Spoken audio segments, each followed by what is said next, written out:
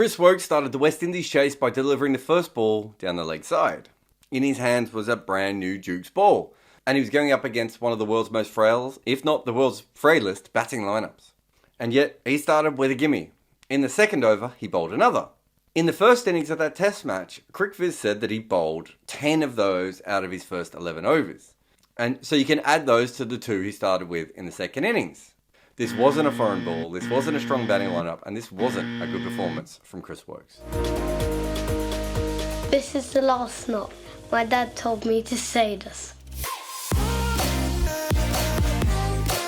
And, of course, we've seen all of this before. In fact, the last 10 years, there really isn't a test bowler who's had his kind of opportunity and not done better away from home. Woakes is actually the worst high-usage bowler away from home. And almost all the others near him on this graph are finger spinners. Woakes is just really bad when he gets on a plane for England.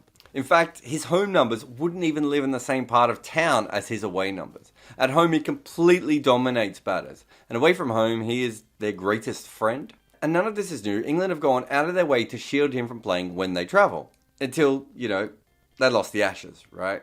And suddenly they decided to discard James Anderson and Stuart Broad, at least in part because they didn't get as many wickets as they wanted when they were travelling.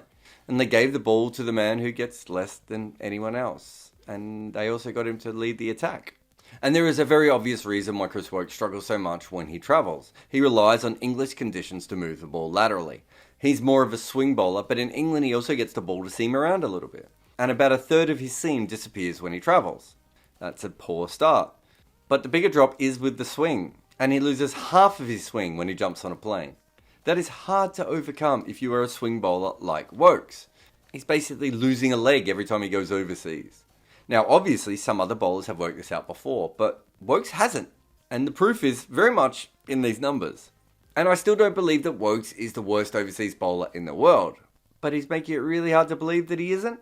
And so therefore, at a certain point, we need to understand that if this is the case, then it's probably that lack of swing.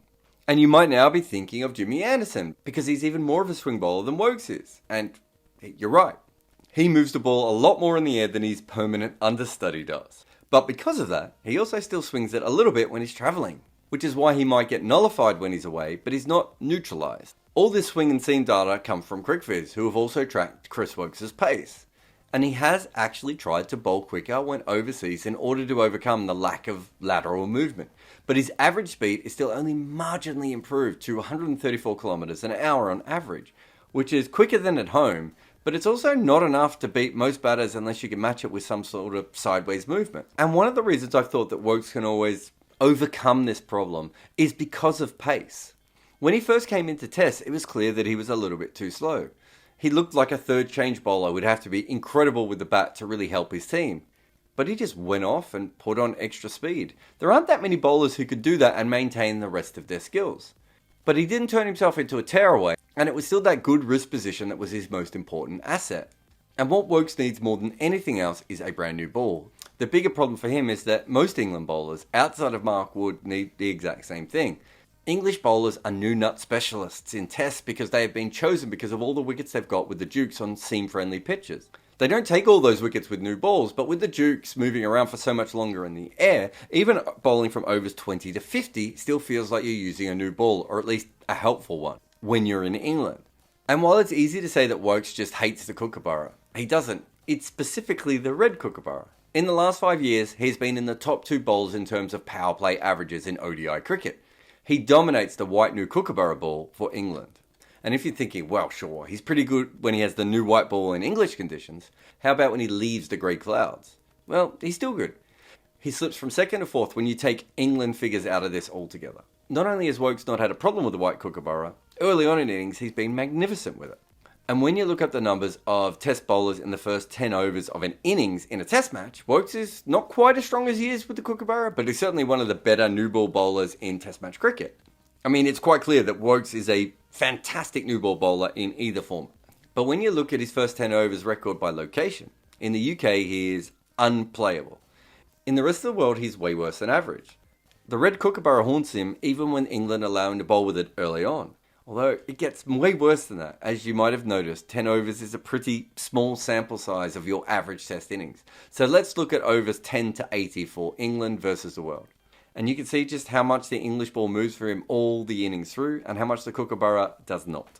And the only way for Woakes to get good at this was going to be prolonged exposure to the Kookaburra ball on the road, or the SG ball, or just flat pitches around the world. But how could he when Broad and Anderson needed the ball at a similar time than he did?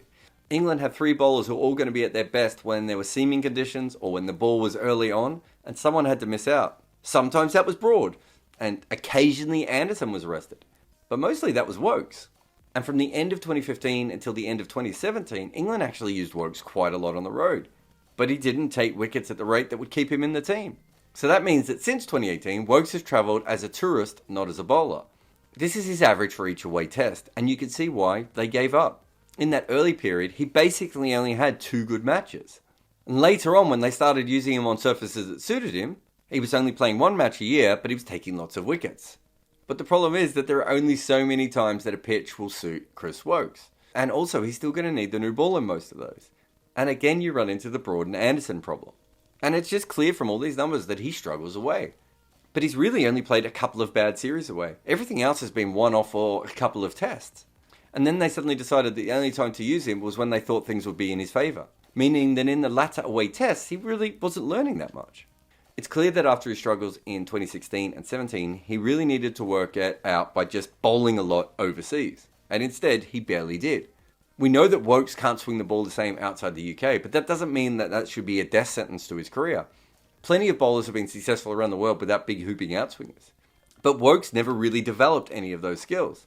And that's because England couldn't play him away because they had 2 other seam bowlers of roughly the same pace and skill sets. So Woakes and his bad overseas form have been sitting on a shelf ever since. Well, until now, right?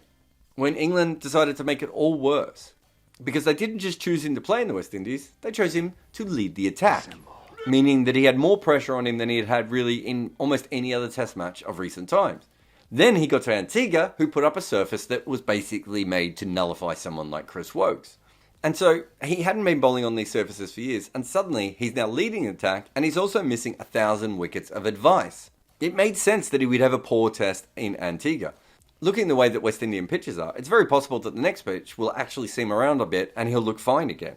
But in Antigua, he was swinging around a lot to start with, but he couldn't control it. It was like the pressure got to him a little bit. And he wasted that new ball, firing it down leg side just again and again. And that was about the most new ball dependent pitch you will find in world cricket. But he's been surrounded by overseas mothballs since 2017. And usually he bowls with test legends, and he's not used to leading the English attack. Especially an English attack that's probably missing its first 4 best seam bowling options around him. Chris Woakes bowls poorly at home, and he bowled poorly in Antigua. But as bad as he's been, I'm not sure that England's treatment of him wasn't worse.